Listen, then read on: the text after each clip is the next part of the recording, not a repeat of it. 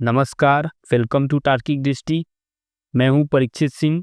क्या Donald Trump को Nobel शांति पुरस्कार मिल सकता है? क्या ट्रंप सचमुच दुनिया की लड़ाई रोकते हैं या ये सिर्फ दावा है? 18 अगस्त को व्हाइट हाउस में ट्रंप ने दावा किया कि मैंने 6 युद्ध खत्म कर दिए हैं।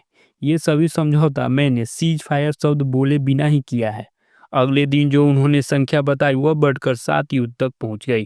ट्रंप ने अपने कार्यकाल में कई बार दावा किया है कि उन्होंने बहुत देशों के बीच सीज फायर करने में मदद की है। हालांकि इन दावों की सच्चाई पर व्यापक सवाल उठे हैं।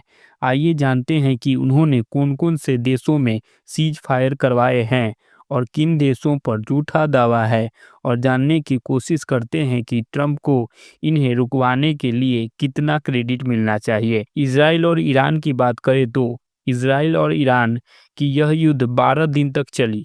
13 जून को यह युद्ध शुरू हुआ। इस युद्ध की जानकारी ट्रंप को Israeli prime minister Benjamin Netanyahu ने हमले से पहले उन्हें जानकारी दी थी। इसके बाद अमेरिका ने भी ईरान के परमाणु ठिकानों को निशाना बनाया। माना गया कि इस कदम से संघर्ष जल्दी थम गए। 23 जून को ट्रंप ने ऑफिशियली पोस्ट किया और लिखा, आधिकारिक तौर पर ईरान युद्ध विराम शुरू करेगा और 12 घंटे बाद इजराइल भी युद्ध विराम करेगा। 24 घंटे बाद यह 12 दिन का युद्ध खत्म हो जाएगा। जंग थमने के बाद ईरान के सर्वोच्च नेता अयातुल्ला अली खामेनेई ने दावा किया कि उनके देश ने निर्णायक जीत हासिल की है। हालांकि उन्होंने युद्ध विराम का कोई जिक्र नहीं किया। वहीं इजराइल ने कहा कि अगर नए खतरे पैदा हुए तो हम ईरान पर दोबारा हमला कर सकते हैं। ब्रुकिंग्स इंस्टीट्यूशन के माइक ओ हैंडलॉन ने कहा कि ये परमानेंट शांति नहीं बल्कि सिर्फ सीज फायर है। लेकिन ट्रंप को श्रेय देना होगा। अमेरिकी मदद से इजराइल ने ईरान को कमजोर किया है, जो रणनीति रूप से आम है। पाकिस्तान और भारत की बात करें तो जम्मू कश्मीर के पहलगाम में 22 अप्रैल को पर्यटकों पर हुए हमले उसके बाद भारत ने ऑपरेशन सिंदूर मिशन चलाया, जिसमें दोनों देशों के बीच 4 दिन तक चले युद्ध के बाद ट्रंप ने पोस्ट किया कि भारत और पाकिस्तान पूर्ण और तत्काल सीज फायर पर सहमत हो गए हैं।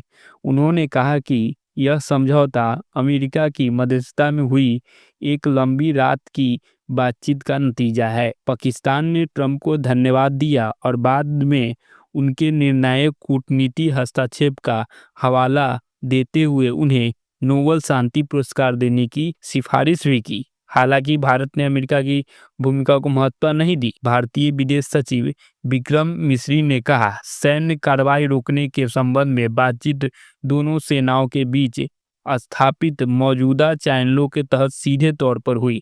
इसके बावजूद कई बार ट्रंप भारत और पाकिस्तान के बीच सीज फायर का श्रेय लेते रहे, लेकिन भारत ने लगातार किसी तीसरे पक्षी हस्तक्षेप से इनकार किया है।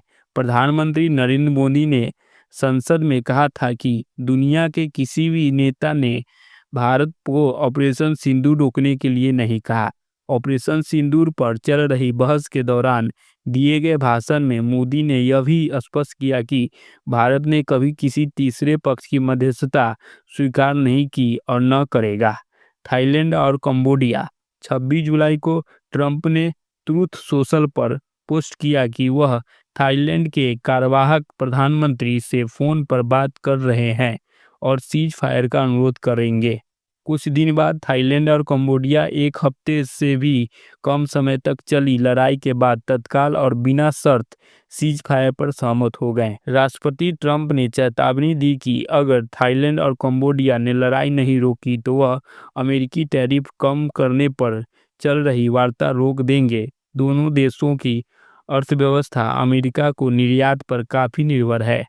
7 अगस्त को थाईलैंड और कंबोडिया ने साझा सीमा पर तनाव घटने के लिए एक एग्रीमेंट किया। आर्मेनिया अजरबैजान की बात करें तो दोनों देशों के नेताओं ने कहा कि शांति समझौता में ट्रंप की भूमिका को देखते हुए उन्हें नोबेल शांति पुरस्कार मिलना चाहिए। 8 अगस्त को व्हाइट हाउस में आर्मेनिया और अजरबैजान के बीच हुए समझौते की घोषणा की गई और हैंडलॉन ने कहा, मुझे लगता है कि ट्रंप को इसका पूरा श्रेय दिया जाना चाहिए।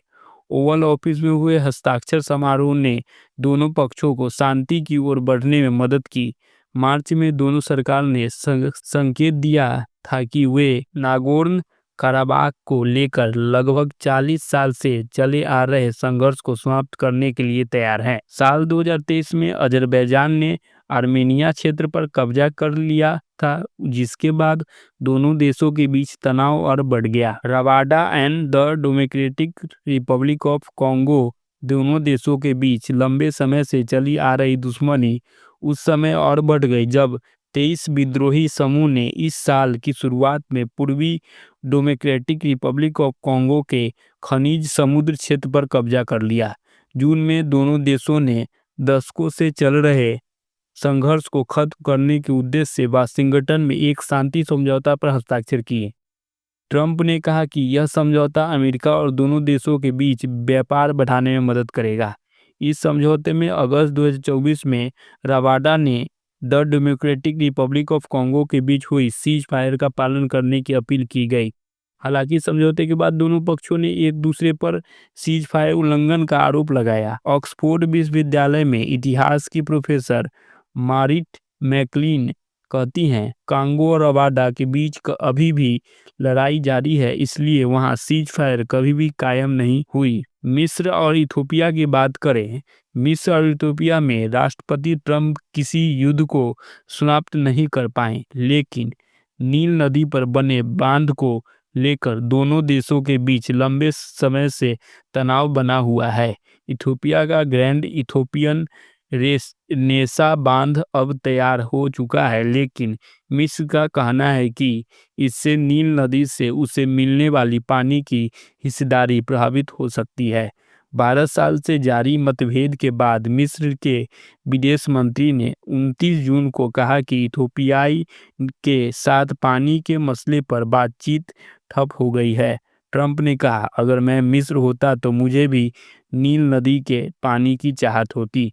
उन्होंने वादा किया कि अमेरिकी इस विवाद को बहुत जल्द सुलझा लेंगे। मिस्र ने ट्रंप के बयान का स्वागत किया, लेकिन इथियोपियाई अधिकारियों ने चेतावनी दी कि इससे तनाव और बढ़ सकता है। ट्रंप के दबाव के बावजूद मिस्र और इथियोपिया के बीच मतभेद को सुलझाने के लिए अब तक कोई औपचारिक समझौता नहीं हो पाया है। सर्बिया और कोसोवा की बात करें। 27 जून को ट्रंप ने दावा किया कि उन्होंने सर्बिया और कोसोवा के बीच दुश्मनी फैलने से रोकी। उन्होंने कहा, सर्बिया और कोसोवा एक बड़ा युद्ध लड़ने वाले थे। मैंने कहा कि आप लड़िए, क्योंकि अमेरिका के साथ कोई व्यापार नहीं। उन्होंने कहा, शायद हम ऐसा न करें। दोनों देशों के बीच लंबे समय से विवाद चल आ रहा था, जिसकी जड़ें 1990 के दशक तक जाती है। हाल के वर्षों में यह तनाव और बढ़ा है। प्रोफेसर मैकलिन ने कहा, सर्बिया और कोसोवा न तो एक दूसरे से लड़ रहे हैं और न ही गोलीबारी हो रही है, इसलिए यह कोई ऐसा युद्ध नहीं जिसे समाप्त किया जा सके। इन दोनों देशों ने 2020 में राष्ट्रपति ट्रंप के पहले कार्यकाल के दौरान ओवल ऑफिस में एक आर्थिक समझौता पर हस्ताक्षर किए थे। हालांकि उस समय वे युद्ध की कगार पर नहीं थे। तो क्या डोनाल्ड ट्रंप को नोबेल शांति पुरस्कार मिल सकता है, हाँ या ना में कमेंट बॉक्स में बताएं। मिलते हैं नेक्स्ट वीडियो में। चैनल को सब्सक्राइब, लाइक, कमेंट करना ना भूलें। जय हिंद, जय भारत।